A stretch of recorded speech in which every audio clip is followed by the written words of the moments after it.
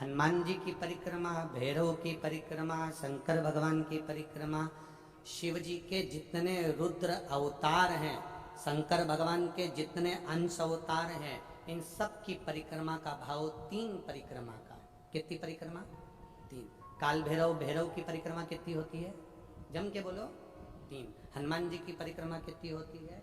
3। शंकर के जितने अवतार, मेरे भोलेनाथ के जितने रुद्र अवतार हैं, मेरे शिव के जितने अवतार हैं, मेरे शंकर के जितने अंश अवतार हैं, उनकी सबकी परिक्रमा 3 है। सबकी परिक्रमा 3।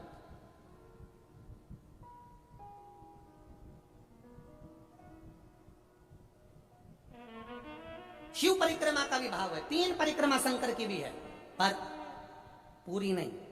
कैसी? आधी। आधी भी कैसी? प्रत्येक शंकर की परिक्रमा का स्मरण होना चाहिए आपको। ये समझे जरा, बहुत अच्छी तरह से आज कथा निकली है तो उसको समझ ले।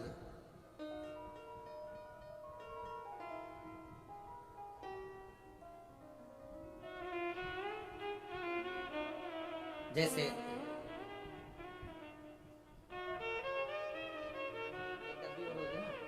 एक डब्बी और है, एक डब्बी और है, उसमें दे दो।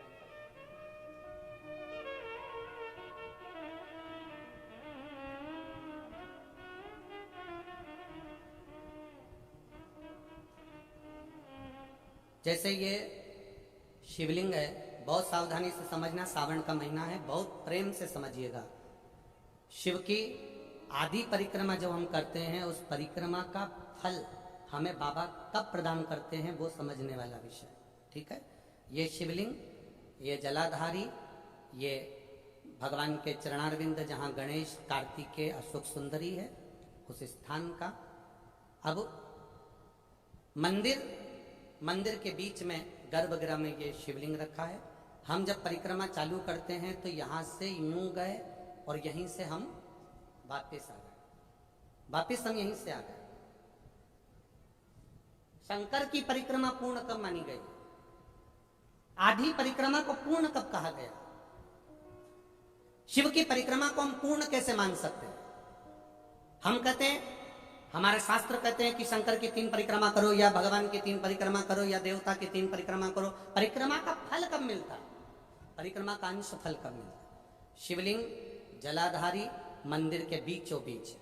जब मंदिर के बीचों बीच है, नंदी बाहर है, आपने परिक्रमा करना प्रारंभ करा, पूजन करने के बाद यहाँ तक गए, यहाँ से पानी बहता है, जल बहता है, तो हम इसको लांघते नहीं है। नहीं लांघते ना, इसको लांघते नहीं है। जब हम परिक्रमा करने के लिए यहाँ तक जब पहुँचते हैं, पहुँचने के बाद यहीं से थोड़ा सा पीछे हटकर हमको शंकर के शिवलिंग के वहीं से खड़े होकर नंदी का दर्शन करना चाहिए। जब हम परिक्रमा कर कर वापिस लौटते हैं, नंदी का, इस शिवलिंग के सम्मुख से जब बाहर बैठे नंदी का हम दर्शन करते हैं और वापिस अपनी जगह पर आकर खड़े होते हैं, तब हमारी परिक्रमा एक पूरी मान ली जाती है और उसका फल हमें प्राप्त होता है। उस परिक्रमा का फल, हमने शंकर भगवान की परिक्रमा करी, किसी ने कहा आदि परिक्रमा करो, हम यहाँ तक गए, यहाँ से लौटकर वापिस आ गए। उस परिक्रमा करते समय हमने नंदी का दर्शन एक बार भी नहीं करा। 3 परिक्रमा क्या करोगे? यहाँ वापिस आओगे, यहाँ वापिस जाओगे क्या? बोलो जम के, वापिस जाओगे क्या? नहीं। 3 परिक्रमा शंकर भगवान की जो वर्णन करी गई, यहाँ से चले, यहाँ पहुंचे, पहुंचने के बाद आपने यहाँ शिव जी का, शिवलिंग के वहीं से नंदी का दर्शन करा। फिर अगर नंदी का दर्शन नहीं करा तो उस परिक्रमा का कोई फल हमें प्राप्त नहीं हो सकता। उस परिक्रमा का कोई फल हमें प्राप्त नहीं हो सकता। अब 3 परिक्रमा हमारा वर्णन किया, तो वापिस पलटे, फिर नंदी का दर्शन करा, फिर पलटे, फिर नंदी का दर्शन करा। यहाँ खड़े होकर आप जब 3 बार नंदी का दर्शन कर लेते हो, एक ही परिक्रमा में 3 बार नंदी का दर्शन कर लेते हो, तो 3 परिक्रमा का फल प्राप्त हो जाता है।